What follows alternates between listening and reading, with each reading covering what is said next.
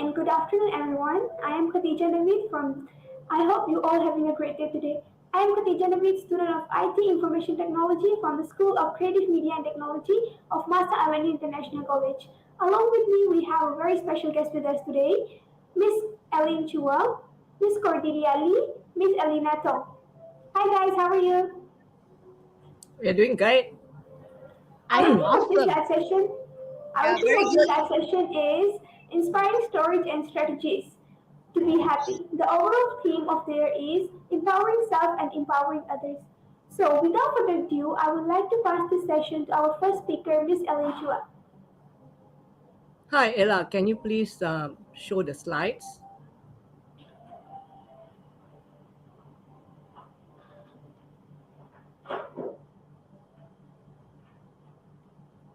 The first one, please. Hello, everyone.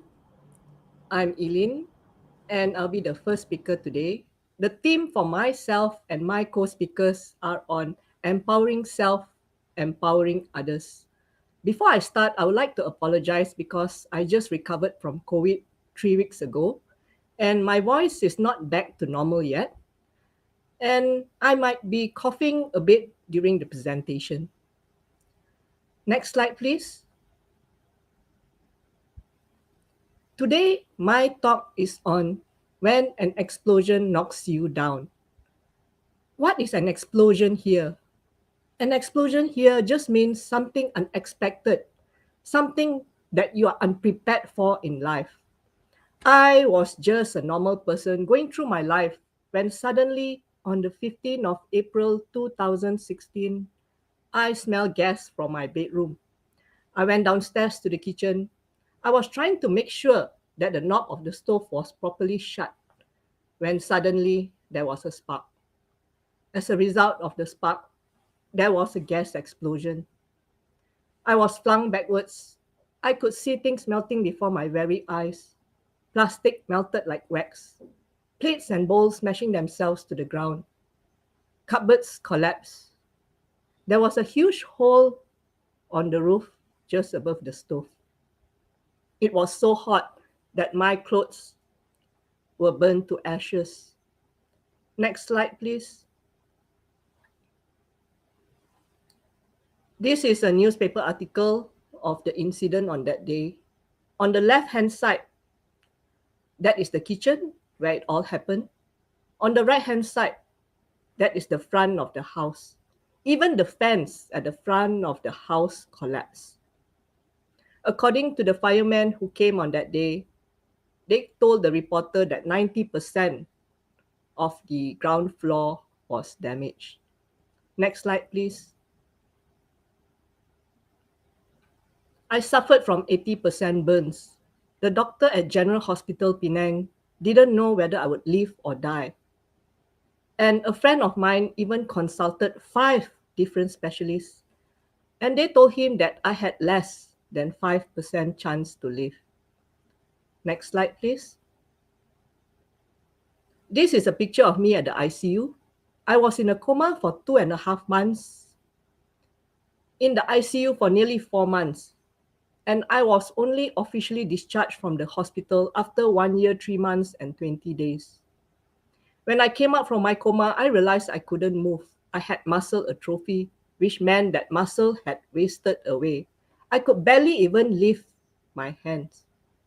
I had to relearn how to do again, just like a baby. In fact, it took me around 7 months to be able to stand again with the help of 3 physiotherapists. I can still remember that day.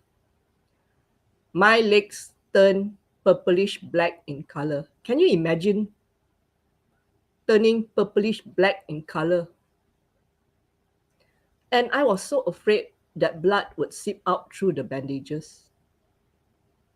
Burn on skin is one of the most painful things that anyone can suffer from, especially for myself as I had large areas of burns. Sometimes the skin will look like it's about to heal just to break out again. And healing had been slow. Healing had been really, really difficult. During dressing change, that is the most painful thing for a burn survivor. Even the act of removing the initial dressing, that it's so painful by itself. What more when they cleanse the wound area, when they apply medication, and when they dress the wounds all over again.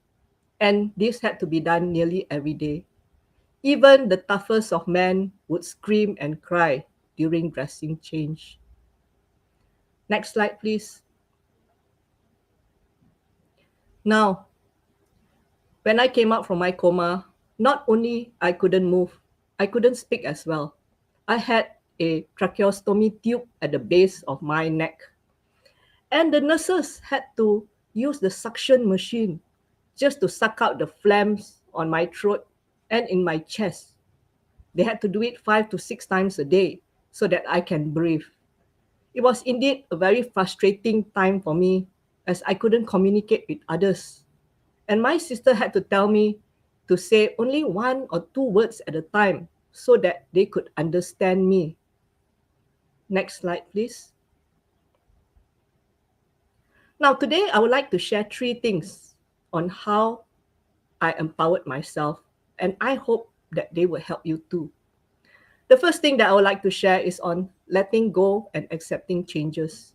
When I came out from my coma, I realized that I was no longer the same person physically, mentally, and emotionally, that I have changed. And I had to accept that the only thing that I had in control of at that point of time was my mind and nothing else.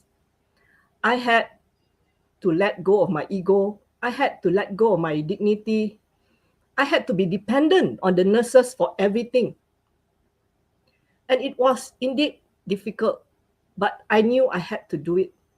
And I told myself that I even had to let go of who I knew myself to be in the past. Now, some of you may be thinking that that is such a drastic thing to do, but it was necessary at that point of time because I knew of some people who are unable to let go of the past. And as a result of that, they become angry, they become bitter, they become unable to accept change of circumstances. And I didn't want that for myself because honestly, I knew that I was no longer the same person. And instead, I chose to believe that just like a phoenix burned to ashes, I was given a second chance in life. And indeed, this life is a miracle for me because not only did I nearly die during the explosion, but also at the ICU when I had blood sepsis, bacterial infection, and the doctor had told my family members that to prepare for the worst because I could go at any time. And I even had family and relatives who came all the way from overseas just to say their goodbye. So indeed, this second chance in life is indeed a miracle for me. Now, during this pandemic, many are undergoing difficulties too. Some have lost their jobs, some have lost their money and a family member. But if you notice it, in this pandemic, those who are able to adapt faster are those who are able to acknowledge and accept. And so, ask yourself, what is it that you're still holding on tightly to that you're unable to let go? Because once you're able to let go of things that is not relevant anymore, not necessary anymore, you will find yourself free and you will empower yourself. Next slide, please. The I think you missed one slide. There's another slide before this. Okay. The second thing that I would like to share is on acknowledging and accepting your emotions. When I was at the recovering stage and I was put in the burn ward, they brought in a new patient. He was a pilot. He just survived an air crash and he was in a lot of pain. Around a week later, the doctors told him to take a bath. And he asked me this: how do you stand your pain every day? And I told him, if you feel like screaming, just scream. If you feel like crying, just cry. Don't hold back. And indeed, the next day, he screamed so loud that the whole of the burn ward could hear him. Now, why am I sharing this story? I'm sharing because I feel that we Asians, we tend to hide our emotions. We tend to keep it, suppress it, because we do not want others to perceive us as weak. Or is it because probably of our own ego? And as a result of this, sometimes we don't even know what we are feeling anymore. It is important that we acknowledge and accept our own emotions, because if we don't do it, who is else is going to do it for us? Now, sometimes the emotions that we show to others may not be the emotions that we have inside. For example, you might be angry with your family members, shouting at them, screaming, or quarreling every day. But is that the real emotions that you're showing to them? It might be something that you've been suppressing inside. Like maybe you don't feel you're appreciated by your family members, or you feel that your family members have been taking you for granted, or that you may feel that insecure because you may be losing your job, or you feel that you can't support your family members anymore. So all this, instead of coming out and talking nicely to your family members, it comes out as anger, uncertainty. And so acknowledging your own emotion and accepting it is actually empowering. Next slide, please. The third thing I would like to share is on a sense of purpose. I was lucky that during my recovery stage, I had the support of my family, friends, and also Phoenix Society, a burn support group based in the US. They had their online peer support chat every week. And because of them, I have this dream of actually building a burn support group in Malaysia. In the year 2018, I visited another burn survivor at the hospital. And he asked me this question: when can I go back to work? Now, he was not in any position to go back to work, as he still had multiple surgeries to undergo. And I, on the other hand, I was not ready to. But I told him this, that he can do anything he wants when he is ready. And so, with that, when I went back home, I realized that if I truly wanted to build a burn support group in Malaysia, I had to walk the talk.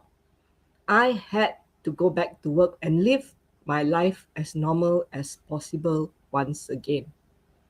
And so I reviewed back my previous working life, decided what I wanted to do and what I didn't want to do anymore. And I went back to work. Now, not only is my life almost back to normal, but I'm also involved in other things which I care about. Next slide, please. This is a photo that was taken in the year 2019. I saw a Facebook advertisement, and they were looking for new writers, new women writers. And I quickly submitted, because at that point of time, I wanted to write my memoir. And I wanted to improve my writing skills. And I was happy that I was actually accepted. And so during that time, during the program for Georgetown Literary Festival, on the first day of the program, we were asked to write our most painful moments. And suddenly, I wrote about my explosion, and I shared with a group of strangers. And then I did realize that my story is not only important for burn survivors, but also important for non-burn survivors as well. Next slide. And Since then, I've been sharing my story on other platforms too. On the left-hand side, I was invited as a speaker for Find Your Calling, a program for teenagers. On the right-hand side, I was invited to share my story through the Asian Women. Below left, I was invited for a podcast. And on the right-hand side, the Phoenix Society, which is based in US, asked me to do a short video for them in support of their virtual World Burn Convention. And I happily did it for them. Next slide, please. Not only that, I did my own Facebook page. And if you're interested to see it, you can just scan the QR code on the right-hand side, and also my own website to share my activities. Next slide, please. Next slide, please. Not only that, myself and my co-speakers today, we want to share our stories because we feel that people should have hope. Even though things may look bad, there is always light at the end of the tunnel. On the left-hand side, we were invited by Shell Women Action Network to share our stories and talk on the topic on managing mental health burden. There were around 400 attendees. And on the right-hand side, we were invited by Intel Malaysia to talk on our team thriving instead of surviving. Next slide. And so, when an explosion knocks you down, what do you do? Next. Let go, accept, and find your purpose. That's the end of my speech. Next slide, please. Now, I would like to invite a wonderful lady. She is one of those people who did not give up hope on me when I was in the ICU. She gathered others to pray for me through social media. Her name is Cordelia Lee, and her speech title is Life is What You Make It to Be. Please take over, Cordelia. Thank you for introducing me, Eileyn. I appreciate your story. Each time I hear it, I always find I can gain some insights every time. Now, for me, my story involves a life challenge that can be scary, intimidating, and something which I would never imagine I would face. This life challenge really made me question on life, on the meaning of life. All of us have faced challenges, be it finances, family, health. And sometimes we would feel, oh, we can't handle this challenge at all. It's just too much. It's just too overwhelming. Are we able to overcome it? Are we able to be happy? Are we able to find meaning in life? I will share with you my life story and to encourage you. Yes, you will and able to find happiness and purpose despite your challenges. Next slide, please. This is my baby. When he was born in 2017, we later discovered that he has a liver disease. And at that time, the doctor prepared us. His liver may fail. And if that happens, you need to prepare yourself to save his life by having a liver transplant. He is my first child. I could not imagine this something so big would just land on my shoulders and expect me to face such a big responsibility of trying to manage my son's health. And often I did wonder, am I able to handle this? I have never faced such things before. And I got so worried. The doctors tried to assure us, just take it step by step, you shall be fine.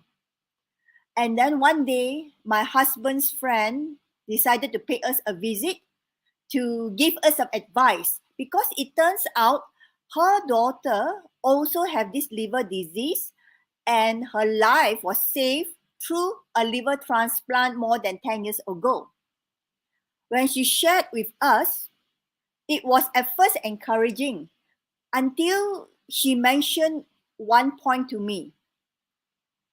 I seen many babies who died. At that time, I was holding my baby on my lap. It shocked me. I could never imagine this would happen to me. I can remember I was staring at my baby on my lap. My thoughts were, I only just had him. Does that mean I'm going to lose him? My love, my joy, my happiness? Oh, I can still remember in the month of December 2017, I was in depression. I just could not accept that reality. It seems like a nightmare that I will not wake up. But in reality is my son have a serious condition that needs constant monitoring. So I prayed, I meditate to relax myself, my mind, my heart, and yes, I would be calm. But whenever I look at my baby again, the tears will come down, the chaos in my mind will come, so much fears and anxiety. Then one day in January 2018, I couldn't take it anymore. I remember I tell myself, Cordelia, please sit down. Tell me, what is your greatest fear? And immediately the answer come to my face, my son's death. And automatically I will just say to myself, I can't accept it. It's so unfair. Why must this happen? And then I calm myself down, take a deep breath, and tell myself this. Okay, this is the reality. I don't like it. I'm not happy. But what am I going to do about it? My son, my baby needs me. And as I calm down further, something in me just shifted. I come to an acceptance. It was not an easy one. I come to an acceptance that what if my baby could not survive his health condition? What should I do? And then it comes to me. I want him to have a meaningful life. I want him to be happy and joyful. I want him to laugh. The medical procedures he need to face cannot be helped. They need to monitor him, constant blood taking and all that. And that caused him to be in fear now and then. I tell myself, what kind of a life he have if he is to have a short life, and these are the only memories, the pain and suffering. I tell myself, no way. I want him to be happy, joyful. I want him not to be regretful of his life and not to be regretful of the day he is born. And with that mindset, I started to shift. I tell myself, I need to strengthen my son. I need to empower my baby. Next slide, please. So what I did was, I start teaching him some body language. As you can see on the slides, I'm teaching him thumbs up, fist bump. Now, thumbs up, I will tell him, Patrick, that's my son's name. Patrick, do this. Okay, this means good. Okay, thumbs up. When you want to feel good, do thumbs up. Good boy. All right. And okay, Patrick, you do like this. That means you are a strong boy. Yes, Patrick, you are a strong boy. No matter what pain that may come, and I'm so sorry for it, you are strong. Okay, I believe in you. You are strong, and mommy, daddy will always be with you all the way. Don't worry, I love you so much. And I kept telling him that, doing all this. And then I will start reading stories of strength, resilience. And I'll start telling him that, there are stories where people can overcome their problems and challenges. Yes, he may not understand because he was so young, but I believe if I keep on telling him, somehow it will be part of his subconscious, his mindset. I start singing to him all positive songs of love and courage and not giving up. I even write songs for him, in fact, and every day I will sing to him. Next slide, please. And during this time, I try to motivate him, encourage him to empower himself. For the next 20 months, his symptoms start to deteriorate. His liver, his spleen start to be swollen. And when that happened, his stomach area looks swollen. And because his jaundice, it has been, getting higher and higher. So his face is very yellow, orangey color. And he start to lose appetite. So the doctor recommended put a feeding tube in his nose.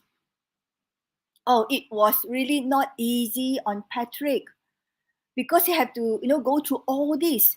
And there were times, occasionally, his stools will have blood. Oh, how my heart stopped when I see the blood. And automatically I will inform the doctor, what should we do? Because the doctor did alert us. Take note of any changes because it could be internal bleeding. It could be something to indicate his liver is failing. But luckily, every time it is false alarm. It's always constant monitoring every single day. And then one of the symptoms which bother him a lot, especially nighttime, his itchiness. Every night he will cry and fuss. He couldn't sleep much. He will scratch, and then sometimes blood will be drawn to all these scratches. And I asked the doctor, what happened? Why my baby keep on crying and scratching? And the doctor just explained, well, sometimes when the bilirubin levels are getting higher in the bloodstream, sometimes this may happen, the itchiness. So just try to make him feel comfortable. And that's what I did. I try to sing to him and comfort him and pet him to sleep. But even when he falls asleep, in an hour's time, he will wake up fussing and crying. It was terrible for him. Then, eventually, my worst fears came. In May 2019, the blood test result revealed the beginning of his liver failure. Oh, and then a mad rush for time.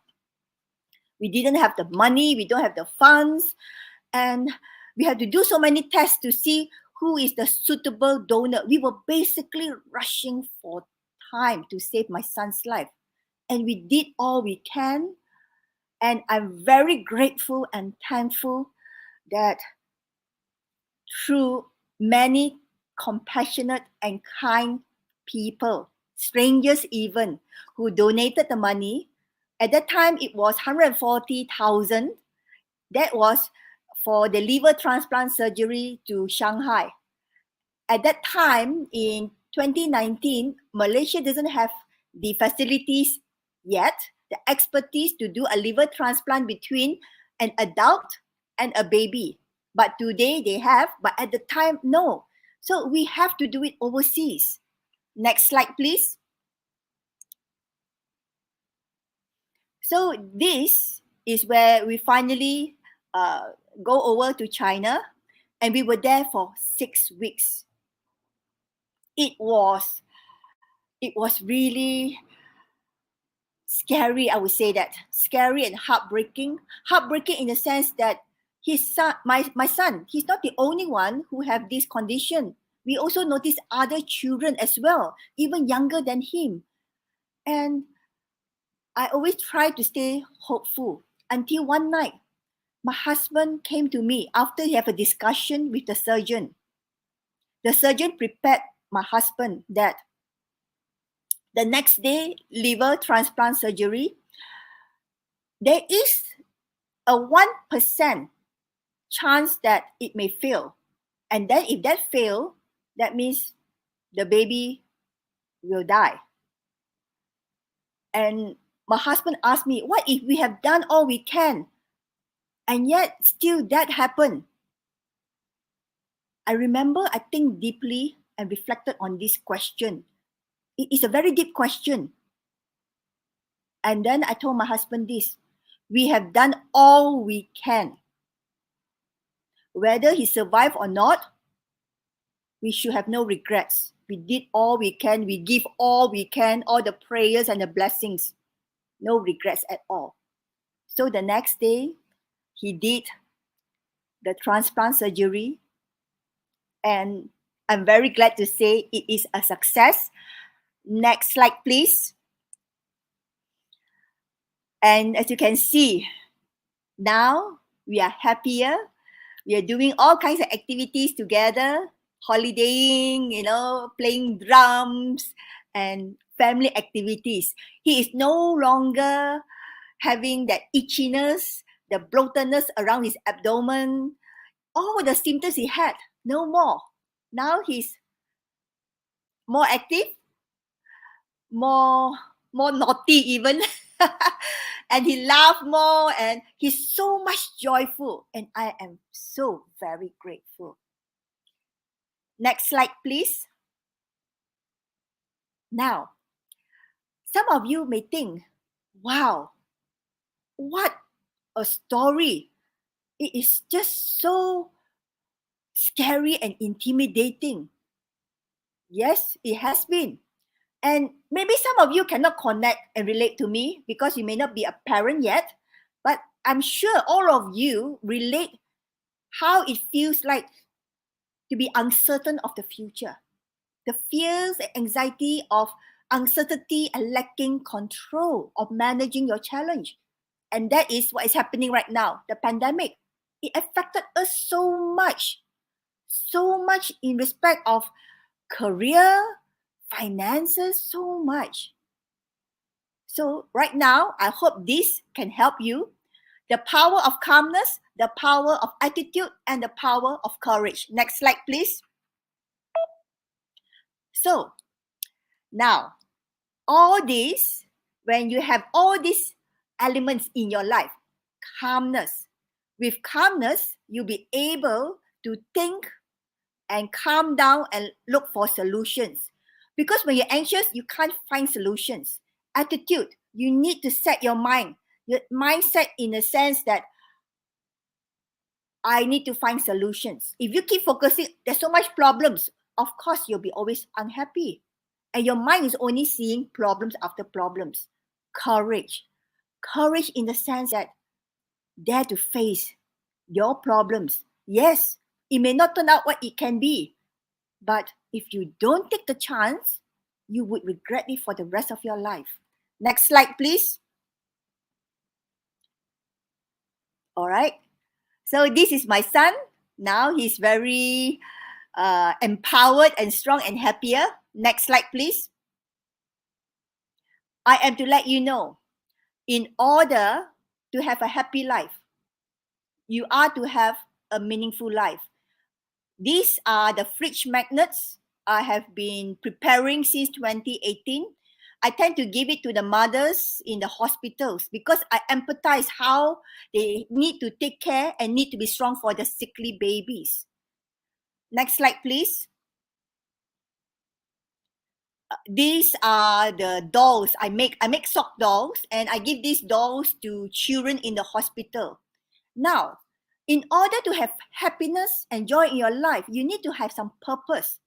The purpose in giving meaning. And especially when you're able to give happiness and joy and meaning to others, it will return it back to you. That sense of satisfaction, that sense of joy. Try it. When you give, more shall return to you. Thank you for listening to my story. Next is my incredible Friend speaker, Elena.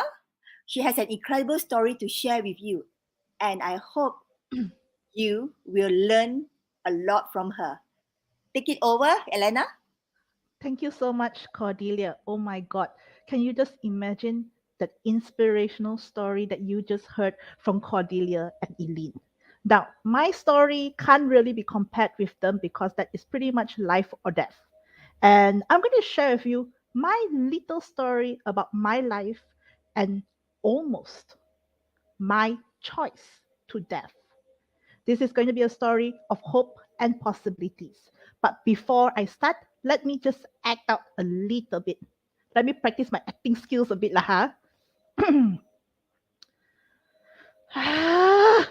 This lecturer, he can't even pronounce elaborate. Do you know how he pronounced it? Elaborat? How they pick lecturers? How? Oi, you dumb ka. This one goes there. Recycle here. No brains, ka. Stupid.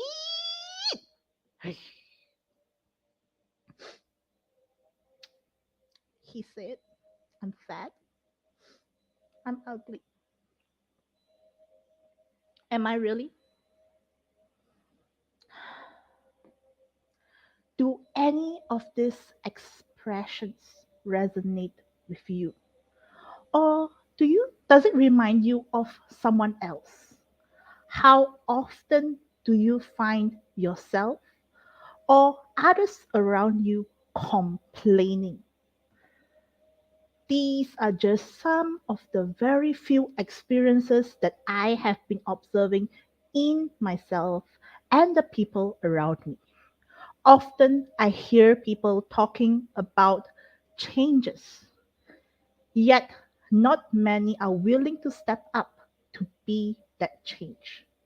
Most of the time, I hear complaints and excuses, not solutions. Everyone talks about wanting the idea of happiness, but how often what we are doing in our daily lives are the opposite. A very good afternoon, ladies and gentlemen. My name is Elena Tong. I am an entrepreneur, an amazing chef, a crystal based jewelry designer, a vocal toning facilitator, an author, an inspirational speaker, and also a beauty queen. That is a whole mouthful. Next slide, please. You might think, why am I wasting time listening to these people who is already up there? What does she even know about struggles and pain? The thing is, I'm not always this confident, lively person you are seeing on your phone or computer screen right now. To be precise, I struggled with mental health since I was a very young child. Growing up, I always had nightmares, and these nightmares have caused me to not be able to sleep to the extent that I would only be able to sleep 1 hour a day for up to 3 years. Apart from that, I was sexually assaulted, I was raped, I was even gaslighted to believe that I created all of this. And I felt extremely betrayed. Next slide, please. And so, next slide, please. And so I tried to turn my focus on the things I love instead. If I can't love myself, why don't I just at least give whatever I have to other people? Which was at that point of time youth empowerment and community building. However, each day passes and I began to feel burnt out and resentful. I mean, we are all taught to love, we are taught to be kind, to give, but why can't I stop helping myself from feeling worse each and every single day. Next slide, please. And on 24th of July 2019, my mom passed away. I suddenly had to shift my plans. I was supposed to go to Seremban a week later to continue my business. I pretty much closed my business, lost my income, and made that decision to stay home, to tend to my own family, to care for my late grandmother. I mean, late now because she passed away, but last year. And as this continued on, I started losing the direction and the will to live. And as everyone know, March 2020, the MCO happened and it hit Malaysia hard. By that time, I was already a walking time bomb. The emotions, the expectations, the fear, anxiety, it was just getting so overwhelming that I wanted everything to just end. Eventually, I believed I was a burden. I believed my own existence doesn't matter. Being broken, lost, believing there is no reason to even live. I walked downstairs with the morbid thought of taking my own life. And I was about to leave the door when I heard this voice. Elena, stop. Just stop. This seems to be the easiest way out. But what else do you have got to lose? Why don't you give yourself another chance? Next slide, please. Truthfully, I couldn't see anything in this darkness. Can things even change? But again, how long more do I want to feel and to hold on to this pain? Isn't this enough? And so I asked myself, Elena, what do you want? I want happiness. I don't mind just 1 second of happiness and suffering the rest of my life if I can remember and hold on to that one very second of happiness. That is more than enough. And of course, please, please, please, please let me be able to sleep. That's all I want. I just want happiness and I want sleep. And with these two resolutions, I slowly picked up my own pieces. Next slide, please. So I'm going to share with you 3 things that help me pull myself back up in 1.5 years. First and foremost, be honest with yourself. How often do you tell yourself, it's okay, let it go, let it go? We need to think positively. I need to be positive. Law of attraction, law of attraction. We are all brought up to believe that negativity is bad. If you are seen as an imperfect person, you have no place to being accepted in this world. At the very least, this was how I was brought up. So now, let me ask you this. How often do you find yourself suppressing how you feel or what is really in your mind? The thing is that the key to being free from your own suffering is to be honest with yourself. You can lie to the world, but never, never to yourself. You will never find happiness as long as you try to validate your own actions just to feel good about yourself or to seek validation from others about how amazing of a person you are. Just be honest. It's easier to live in truth than to try covering up every single traces of why you are not perfect. Next slide, please. The second tip is for you to know that your feelings, your emotions are valid. Now that you're being honest, how do you feel about yourself?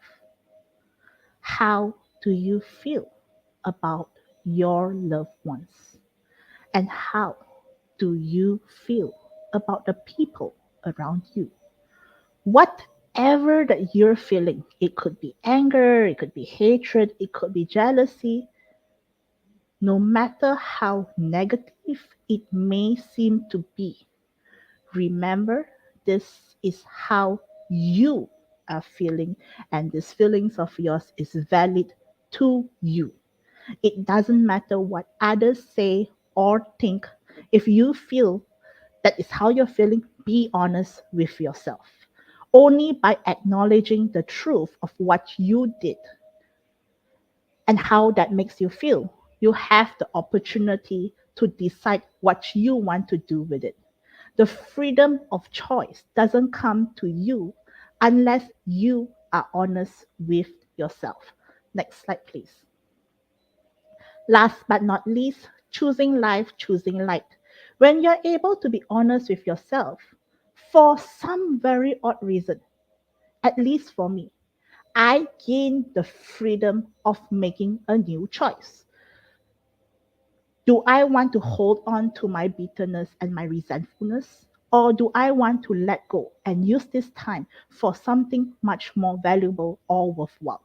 For me, when I started letting go of these baggages, I naturally choose to live a life with values as it leads me to be more happier, to be more joyful, and to have a more fulfilling life. And without realizing it, from having nothing at all, I started paying it forward and empowering others because I see the potential in light in them. Next slide, please. And with just these three steps, I started back and built myself back. I started my own food business, Hatiku is Cooking, which I sell English toffees, Nonya food, and Nonya paste. Next slide, please. And apart from that, as I shared, um, I do crystal sound meditative sessions. I am a vocal toning facilitator. I also help other entrepreneurs and I do product reviews. And of course, I give inspirational talks. And next slide, please. And on 15 January 2022, which is this year, I was crowned Miss Plus World Malaysia. And recently, just last week, I represented our country, Malaysia, virtually on international stage. I gained a lot of new friends, and I believe I opened doors to potential opportunities. Next slide, please. Understand this.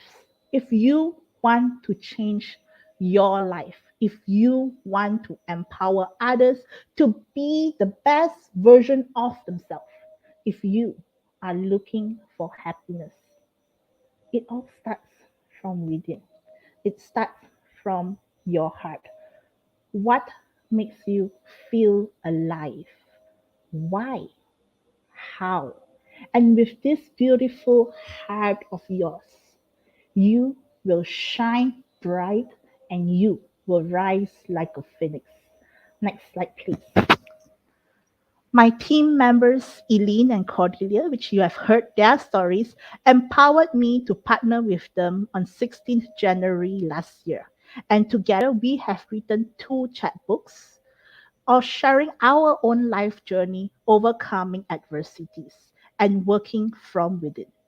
If you're interested to get our books, you can always scan this QR code and we'll contact you soon. From I to us from hate to love. Nothing good comes from complaining, blaming, or arguing. Instead, fill your heart, fill it with values that matters to you. For this will guide you to experiencing the best version of yourself, and it will empower you and empower others to live a life to their fullest potential, the way you will be living yours. With that, this thank you.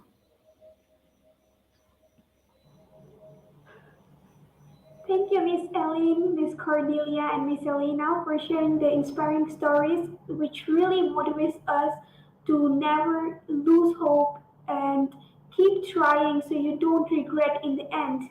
Okay, so we will have a Q&A session now. If in the audience, if you have any question, you may ask. So our speakers will be grateful to answer it. And actually, I have one question for three of you. Do you still feel traumatized about what happened to you?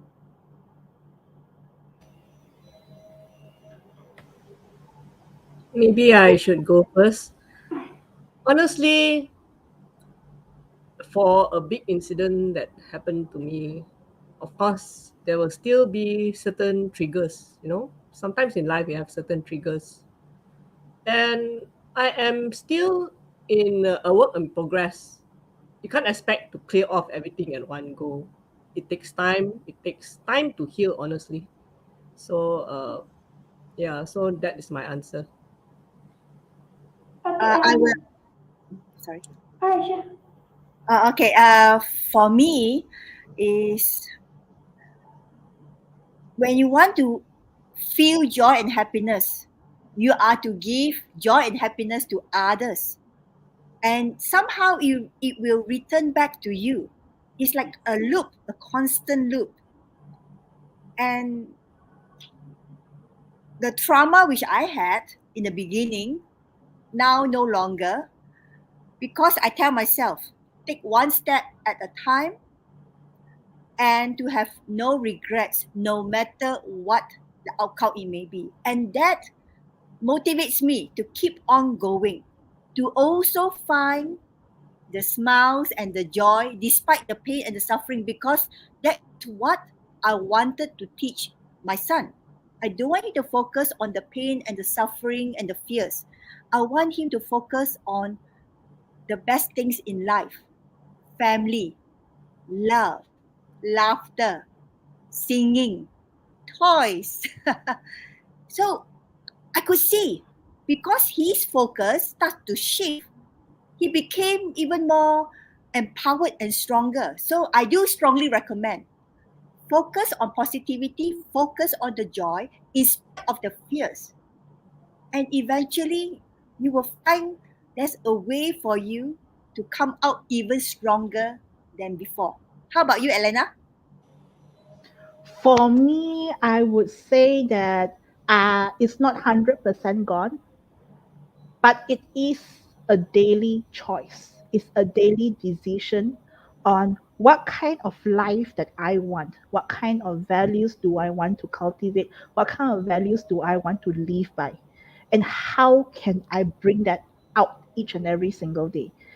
It came to a point where even if even if just say that very day I was in a lot of fear, because fear and anxiety is part of us, we grew up with it. You just say that very day I was feeling a lot of fear and a lot of anxiety, and I have to contact sponsors. Just say, okay, I have to find sponsorship. I only managed to contact one. I will pat myself at the back and say, you know what, Elena, you did an amazing job. Now you can do this again tomorrow. The thing is that do not be too hard on yourself, do not be too rough to you. Learn to love yourself, learn to accept that this is how you are feeling right now. Because if just say you're in so much fear, a lot of anxiety, the trauma is still there, and you try to reach out to 20 people, you are going to burn out.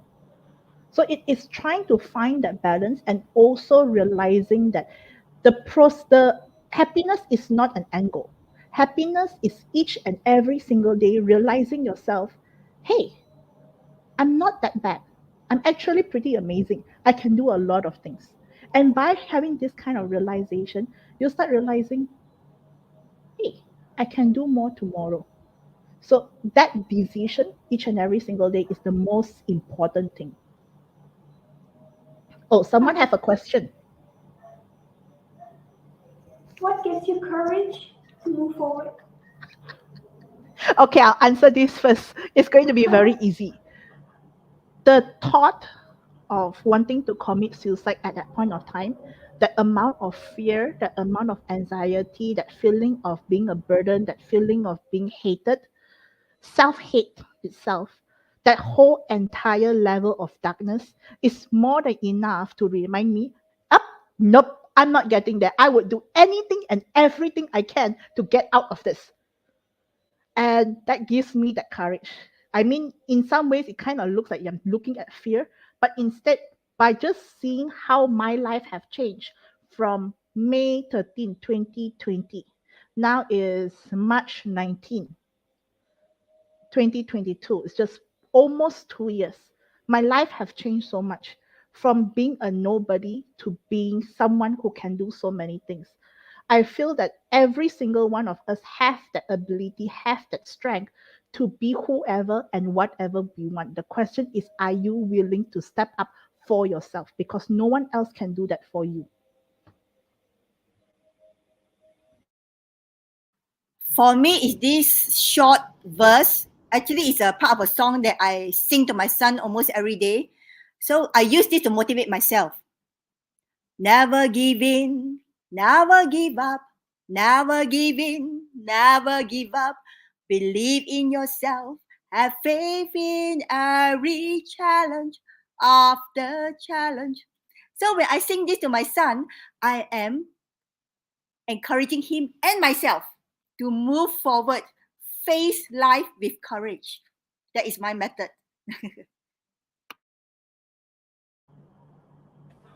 Okay, what a beautiful voice Miss Cordelia you have.